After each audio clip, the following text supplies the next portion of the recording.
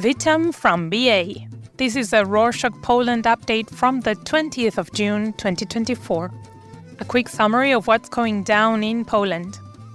Let's start off with national security.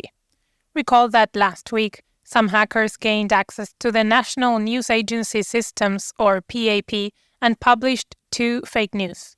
On Sunday the 16th, hackers targeted TVP, the national television channel, and they interrupted the broadcasting of Poland's first football match in the Euro 2024 tournament. Authorities said hackers carried out a DDoS attack, meaning that they blocked access to the service by flooding it with a large number of false bot user requests. The director of TVP Sport apologized to fans for missing the start of the match. In the meantime, the authorities started an investigation to find the perpetrators. On a similar note, on Monday the 17th, Dziennik Prona, the Polish legal and business daily newspaper, reported that hackers leaked the personal data of 10 million patients from medical apps that doctors and pharmacies use. However, there has been no official confirmation of the leak. The journal claims hackers got the people's names, addresses, and contact details that they could sell on illegal forums. It seems like the software developers were responsible for the leak, since the security system in the app was weak and the hackers benefited from it. In another cyber attack on Thursday the 20th, authorities have warned about the existence of fake versions of credible Polish media outlets. Russian hackers used a technique called doppelganger and created a fake version of Polski Radio's website, a Polish online news source.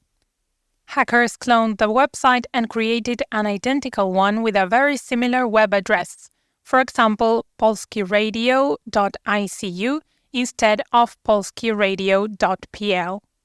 Polski Radio came out to say that hackers published fake news on the cloned website, including ones claiming Ukraine will never enter the EU and that Europe wants Poland to leave the Union.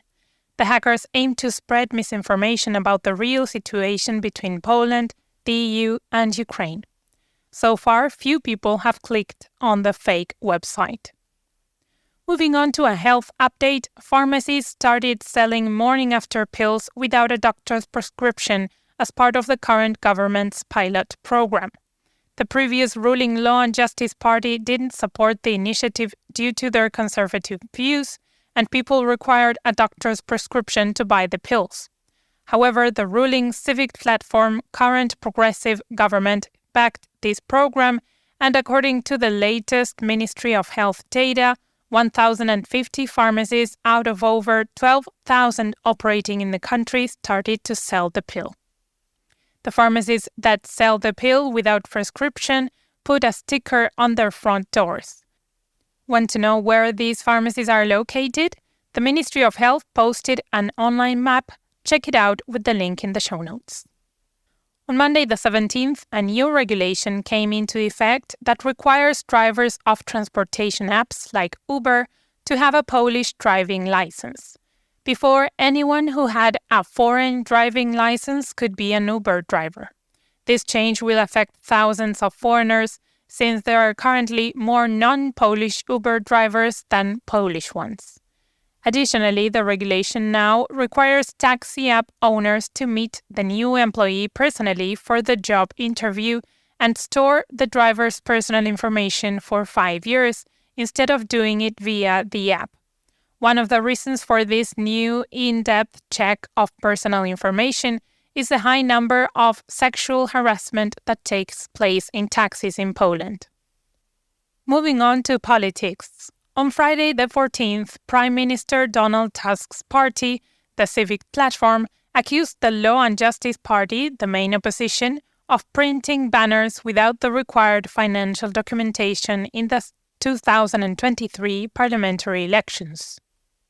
Roman Giertych, a Civic Platform MP, said that they will ask the National Electoral Commission to cut the Law and Justice Party from political subsidies. As a response, Jarosław Kaczyński, the president of the Law and Justice Party, said that the ruling coalition is trying to eliminate political competition and democracy by cutting subsidies. politicians continue to create different commissions on Russian influence. Recall that in 2023, the Law and Justice government created the first commission to investigate Russian influence in the parliament. At that time, the Civic Platform and other opposition parties criticized this initiative, saying its goal was to remove Tusk from political life.